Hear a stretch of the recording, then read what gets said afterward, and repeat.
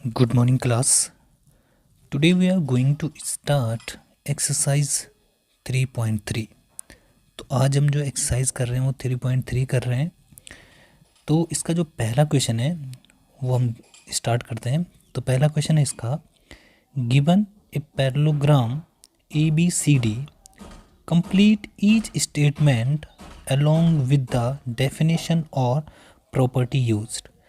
हमें एक पैरेललोग्राम दे रखा है ABCD जिसके डायगोनल्स AC और BD हैं जो कि O पर इंटरसेक्ट करते हैं। ठीक है, तो मुझे इसकी प्रॉपर्टी के हिसाब से कुछ पूछा गया है। तो देखिए, जो क्वेश्चन नंबर 1 है हमारे पास, उसमें क्या है कि एक पैरेललोग्राम दे रखा है हमें। ठीक है, तो हम यहाँ पे एक पैरेललोग्राम बना लेते हैं। तो पैरेललोग्राम का नाम है ABC और D।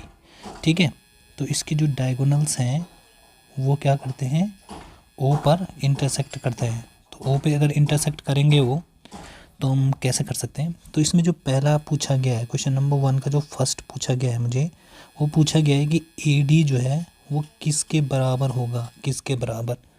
तो देखिए AD, ये वाली साइड कौन सी, ये वाली AD जो है किसके बराबर होगा बताइए। इसके सामने ये BC इसके बराबर होगा। AD जो है किसके बराबर होगा, BC के बराबर होगा। ठीक है, तो हम यहाँ पे लिखेंगे AD जो है वो BC के बराबर हो जाएगा। सेकंड मुझसे पूछा गया है कि एंगल DCB, एंगल DCB। देखिए एंगल DCB कौन सा हुआ, एंगल DCB। तो एंगल DCB देखते हैं कौन कौन सा एंगल DCB। ये देखें एंगल DC और यहाँ से B, एंगल DCB। ये है ना एंगल DCB, ये पूरा एंगल DCB, ये वाला एंगल DCB। तो एंगल DCB किसके बराबर होगा, इसके बराबर होगा ना, DAB के बराबर। किसके बराबर, DAB, इसके बराबर होगा इसके। क्यों, क्योंकि जो पैरेललोग्राम होता है उसके आमने सामने के जो एंगल्स होते हैं वो क्या होते हैं, बराबर होते हैं। तो इसलिए एंगल DCB किसके बराबर हो जाएगा बताइए, किसके बराबर होगा एंगल DCB। एंगल DCB हो जाएगा एंगल DAB के बराबर। ठीक है, चलिए देखते हैं थर्ड है यहाँ पे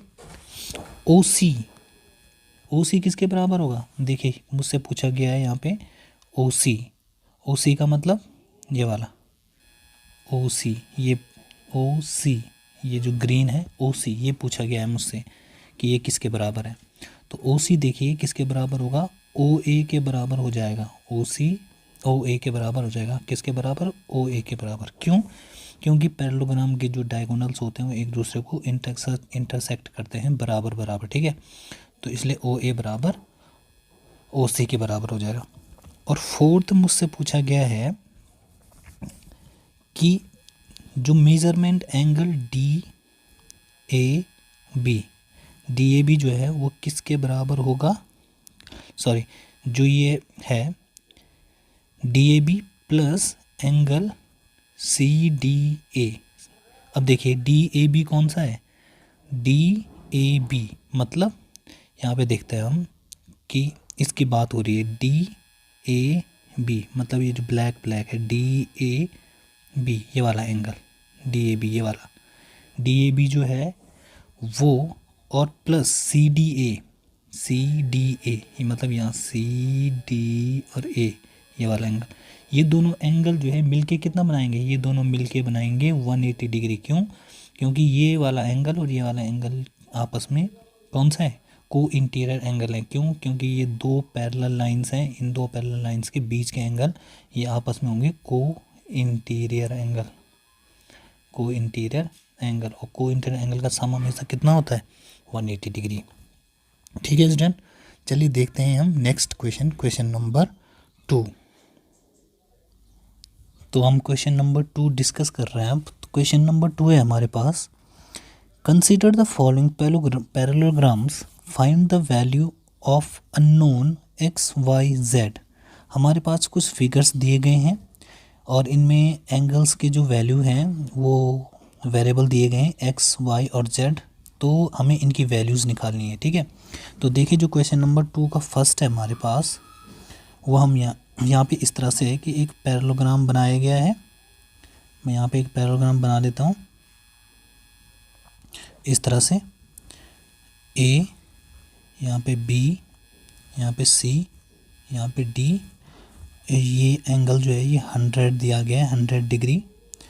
ये वाला एंगल जो है वो एक्स दिया है, ये वाला वाई और ये वाला जेड।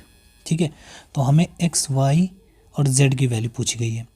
तो जैसे कि हम जानते हैं कि ये एक पैरेललोग्राम है, तो पैरेललोग्राम के जो अपोजिट एंगल्स होते हैं अब वो क्या होते हैं, बराबर होते हैं। अपोजिट एंगल्स का मतलब एंगल डी, ये वाला जो एंगल डी है वो एंगल बी के बराबर होगा जो एंगल ए है वो एंगल सी के बराबर होगा। ठीक है, तो हम करेंगे क्या, हम इनको एंगल सम प्रॉपर्टी से करेंगे। एंगल सम प्रॉपर्टी का मतलब क्या हुआ कि हम इन चारों को जोड़ के 360 के बराबर रखेंगे। क्यों? क्योंकि हम जानते हैं कि पैरेललोग्राम में या किसी भी क्वाड्रिलेटरल में जो चारों एंगल्स होते हैं उनका सम हमेशा कितना होता है, 360 डिग्री।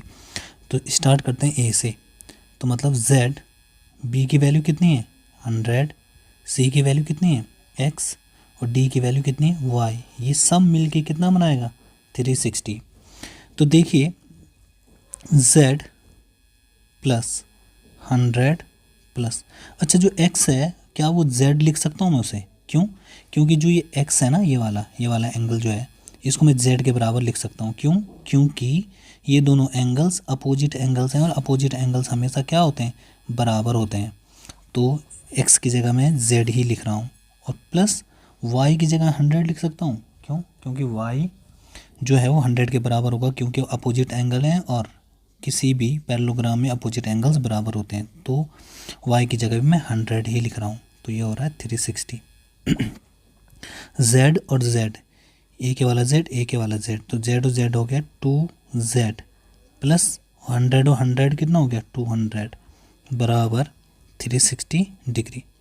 तो 2z इक्वल टू ये जो 200, ये वाला जो 200 है ये उधर जाके क्या हो जाएगा, माइनस हो जाएगा। तो 360 डिग्री और माइनस 200, तो 2z इक्वल टू कितना आ जाएगा 0, 6 और ये 160। ठीक है, तो इससे क्या हो जाएगा z इक्वल टू जो चीज़ यहाँ इंटू है वहाँ जाके डिवाइड, तो 160 अपॉन में 2, तो z की वैल्यू आ रही है 80 डिग्री।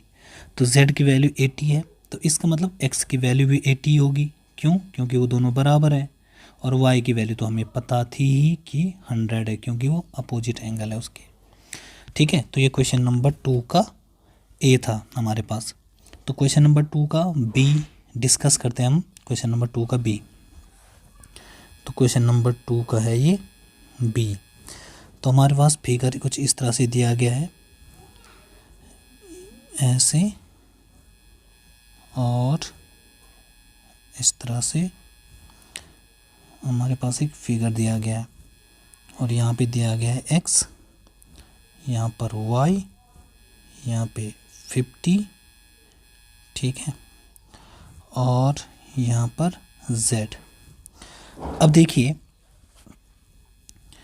इन सब का सम, तो मैं एक काम करता हूँ, मैं इसको यहाँ पे W मान लेता हूँ। ठीक है, अब देखिए एंगल सम प्रॉपर्टी से मैं क्या करूँगा, मुझे पता है कि ये पैरेललोग्राम है। अगर मैं यहाँ पे नाम दे देता हूँ उसका कि A B C और D, तो ABCD एक पैरेललोग्राम है और इनके चारों एंगल्स का सम कितना होता है 360 डिग्री होता है। तो मतलब मैं ऐसा लिख सकता हूँ कि x plus W plus y plus 50 मिलके कितना बनाएगा 360 बनाएगा। ठीक है, तो इसका मतलब x और y दोनों बराबर होंगे। क्यों होंगे? क्योंकि एंगल ए और एंगल सी आमने सामने के एंगल्स हैं, अपोजिट एंगल्स हैं, तो अपोजिट एंगल्स हमेशा बराबर होते हैं। तो जहाँ पर x है उसे x ही रहने दो और w की जगह मैं क्या लिखूँगा 50 लिखूँगा। क्यों लिखूँगा 50? क्योंकि w और 50 आमने सामने के एंगल्स हैं, मतलब अपोजिट एंगल्स हैं। अपोजिट एंगल्स हमेशा बराबर होते हैं। और y की जगह मैं क्या लिखूँगा, y की जगह भी मैं x ही लिखूँगा प्लस 50 इक्वल टू 360 डिग्री। तो x और x हो गया 2x और 50 और 50 100 और इक्वल टू 360 डिग्री। ठीक है, तो 360 डिग्री आ गया। तो ये 100 यहाँ प्लस का है, वहाँ जाके माइनस का, तो 2x बराबर 360 माइनस 100 और 2x इक्वल टू कितना हो जाएगा, 360 में से 100 गया तो 260, तो x इक्वल टू 260 अपॉन में 2, तो x इक्वल टू 130 डिग्री। ठीक है, तो x बराबर 130 है, तो इसका मतलब y बराबर भी 130 डिग्री हो जाएगा। और w की वैल्यू कितनी थी 50। अब बचा है z, तो z की वैल्यू कितनी होगी। अब देखो ये जो है w प्लस, यहाँ पे देखिए जो w प्लस z है, ये वाला एंगल यहाँ पे, ये दोनों मिलके कितना बना रहे हैं 180 बना रहे हैं।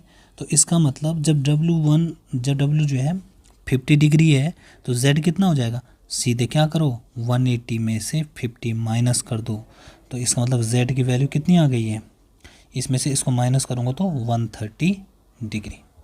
ओके स्टूडेंट, तो ये इस तरह से हम क्वेश्चन नंबर 2 का भी हमने कर लिया है। चलते हैं क्वेश्चन नंबर 2 का सी में। तो क्वेश्चन नंबर 2 का सी है हमारे पास,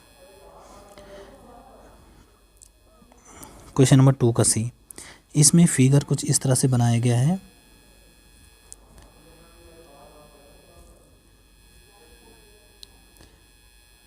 इस तरह से फिगर है ये, और इस तरह से यहाँ पे 90 डिग्री बना हुआ है और यहाँ पे दिया गया है x, यहाँ पर y और यहाँ पे 30 डिग्री।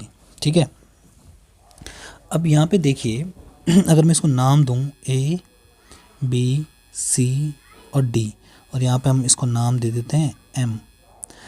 अगर मैं इस ट्रायंगल में अगर मैं ट्रायंगल लिखूँ, ट्रायंगल DMC, देखिए DMC कौन सा है, DMC ये वाला जिसे मैं बोल्ड कर रहा हूँ, ये वाला जो एंगल है, ये वाला जो ट्रायंगल है, ठीक है, ये DMC। इसमें देखिए कि मतलब ऐसा लिख सकता हूँ इन ट्रायंगल DMC, तो मतलब x प्लस वाई प्लस 30, ये तीनों मिलके 180 बनाएंगे। क्यों, क्योंकि किसी भी ट्रायंगल में तीनों एंगल का सम कितना होता है 180 होता है। तो x की जगह, अब देखिए x की जगह मैं 90 रख सकता हूँ, 90 प्लस y की जगह, बताइए y की जगह मैं क्या रखूँगा, y की जगह आप y ही रहने दो और 30 बराबर 180 डिग्री।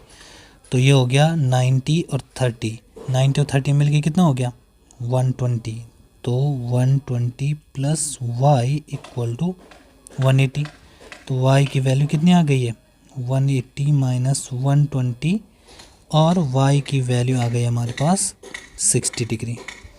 तो हमारे पास क्या है, x बराबर आ गया है 90 डिग्री।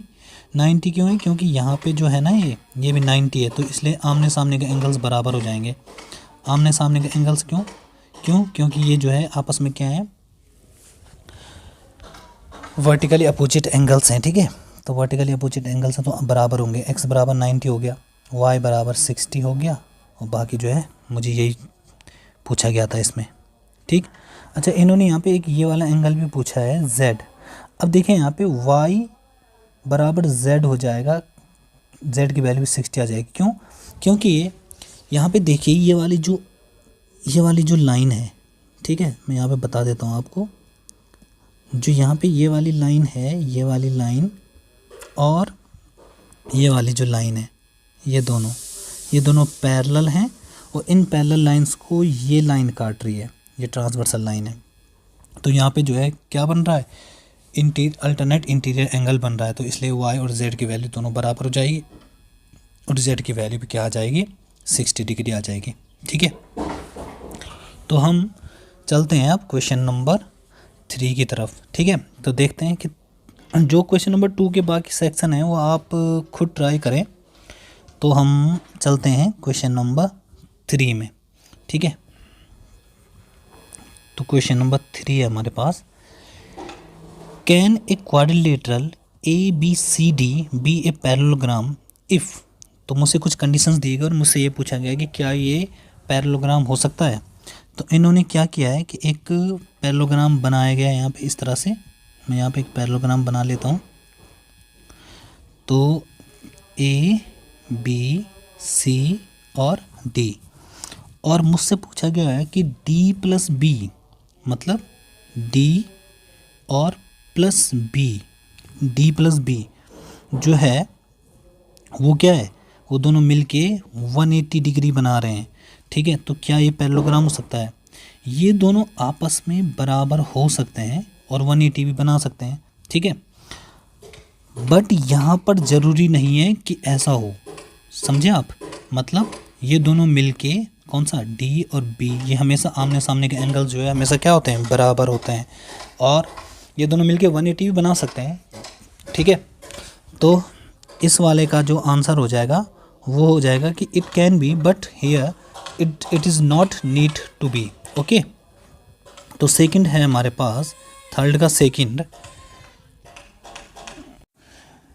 तो क्वेश्चन नंबर जो सेकंड है थर्ड का, AB इक्वल टू, इन्होंने कहा है कि AB equal to DC 8 centimetre है और AD जो है वो 4 सेंटीमीटर दे रखा है और BC जो है 4.4 सेंटीमीटर दे रखा है। मतलब AB 8 सेंटीमीटर है, DC ये भी 8 सेंटीमीटर है, AD जो है वो 4 सेंटीमीटर है और ये है 4.4। बिल्कुल नहीं, ऐसा बिल्कुल नहीं हो सकता। क्यों? क्योंकि पैरेललोग्राम की जो अपोजिट साइड्स हैं वो बराबर होती हैं। जैसे यहाँ पे देखिए, ये वाला 8 है तो ये भी 8 है, तो ऐसा हो सकता है। बट इसमें देखिए यहाँ पे 8 है और इधर 8, यहाँ पे 4 है और यहाँ पे 4.4 है, तो ऐसा बिल्कुल भी नहीं होगा। क्यों? क्योंकि पैरेललोग्राम की जो अपोजिट साइड्स हैं वो क्या होती हैं, बराबर होती हैं। ठीक है, तो ये नहीं होगा, तो यहाँ पे आंसर होगा कि नो। थर्ड है इसका, थर्ड क्वेश्चन है, थर्ड है हमारे पास कि एंगल जो A है वो 70 डिग्री है और एंगल C जो है वो 65 डिग्री है। ठीक है, एंगल A जो है कितना, ये वाला जो एंगल A है वो 70 डिग्री है और एंगल C जो है 65 डिग्री है। ऐसा भी बिल्कुल भी नहीं होगा, क्योंकि A जो है हमेशा, एंगल A जो है हमेशा एंगल C के बराबर ही होगा। क्योंकि पैरेललोग्राम में क्या होता है कि इनके जो अपोजिट एंगल्स हैं वो हमेशा क्या होते हैं, बराबर ही होते हैं। तो एंगल A और एंगल C हमेशा बराबर होगा।